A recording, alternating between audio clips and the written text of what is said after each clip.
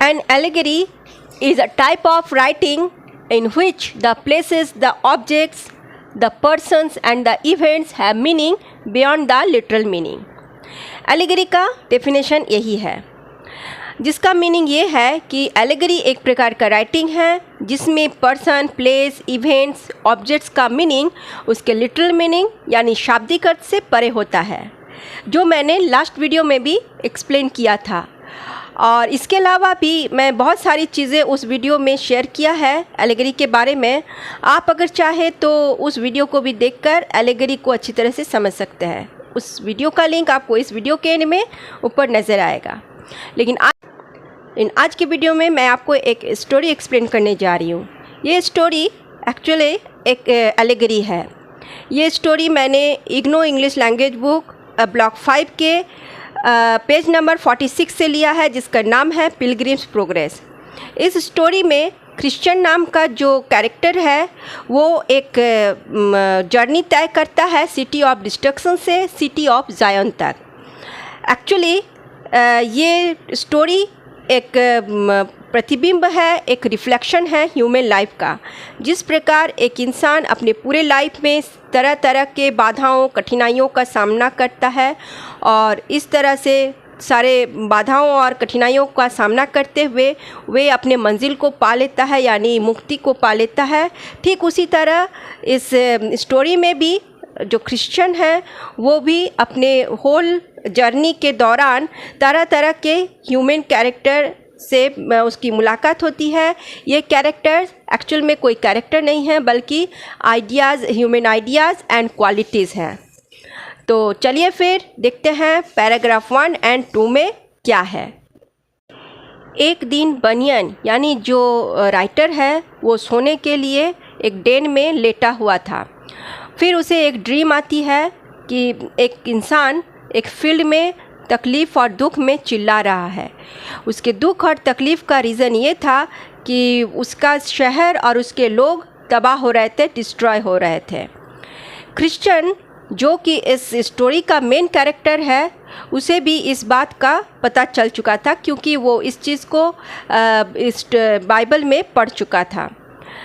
फिर एक एवेंजलिस्ट यानी जो क्रिश्चियनिटी का प्रचारक होता है वो उसके पास आता है, उसे एक पेपर का रोल देता है जिसमें ये लिखा होता है कि अगर उसे मतलब ईश्वर के कहर से बचना है तो उसे सिटी ऑफ डिस्ट्रक्शन से सिटी ऑफ जायन तक का एक सफ़र तय करना चाहिए। तब ये इस बात को कहने के लिए दौड़कर अपने फैमिली के पास जाता है, अपने नेबर को भी बताता है, लेकिन वहाँ उसकी बातों को कोई नहीं मानता। सोचता है शायद वो बीमार है या फिर वो पागल हो चुका है। फिर उसके परिवार के बहुत रिक्वेस्ट करने के बाद वो वहीं रुक जाता है। फिर थोड़ी देर के बाद उसे एक लाइट नज़र आता है, जहाँ जाते ही वहाँ एक गेट होता है जो कि वो गेट हेवन तक पहुँचाता है। फिर उस रास्ते से वो निकल पड़ता है और उसे रास्ते में कई तरह के कैरेक्टर्स मिलते हैं। सबसे पहले प्लायंट और ऑब्स्टिनेट मिलता है, तो जो उसे विचलित करने लगता है और उसे स्लो अप डिस्पॉन्ड यानी कि निराशा के दलदल में उसे धकेल देता है। इस स्टोरी में जितने भी कैरेक्टर्स हैं, जैसे कि मैंने पहले ही कहा, वे सारे ह्यूमन आइडियाज़ और क्वालिटीज़ हैं जो होल लाइफ किसी इंसान के साथ रहता है। कभी उसे इनकरेज करता है, कभी डिस्करेज करता है, कभी उसे ऊपर उठाता है और कभी नीचे गिराता है। मीन्स होल लाइफ उसे इन्फ्लुएंस करते रहता है। तो इस स्टोरी में भी सेम थिंग है। जब आप इस स्टोरी को 1 से 2 बार पढ़ोगे तो आप खुद समझ जाओगे और ये काफ़ी इंटरेस्टिंग भी है। उसके बाद जब वो दलदल से फिर उसे हेल्प नाम का एक कैरेक्टर मिलता है जो उसे उस दलदल से निकालता है।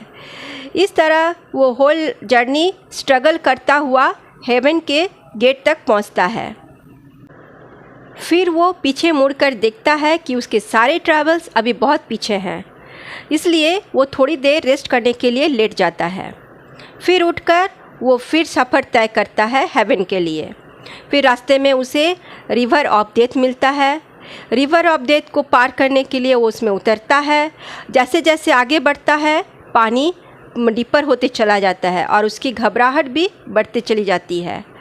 फिर उसे एक दूसरा कैरेक्टर मिलता है होपफुल, जो उसे एनकरेज करता है और उस रिवर को पार करने में उसकी मदद करता है। इस तरह से फिर वो रिवर को पार करके और हेवन तक पहुंच जाता है। ठीक उसी तरह जिस तरह से कोई इंसान अपना होल लाइफ स्ट्रगल करता हुआ और अंत में साल्वेशन यानी मोक्ष को पा लेता है। तो यही है पिलग्रिम्स प्रोग्रेस। आई थिंक आपको ये स्टोरी अच्छी लगी होगी। और ये स्टोरी एक एलेगरी है क्योंकि इसका जो एक्चुअल मीनिंग है वो हिडन है, और जब तक कोई इसे पूरी तरह से नहीं पढ़ता इसके मीनिंग को भी नहीं समझ सकता। अगर स्टोरी अच्छी लगी हो तो एक लाइक करना मत भूलिए। आज के वीडियो में बस इतना ही। नेक्स्ट वीडियो में फिर मिलते हैं नए टॉपिक के साथ। तब तक के लिए बाय।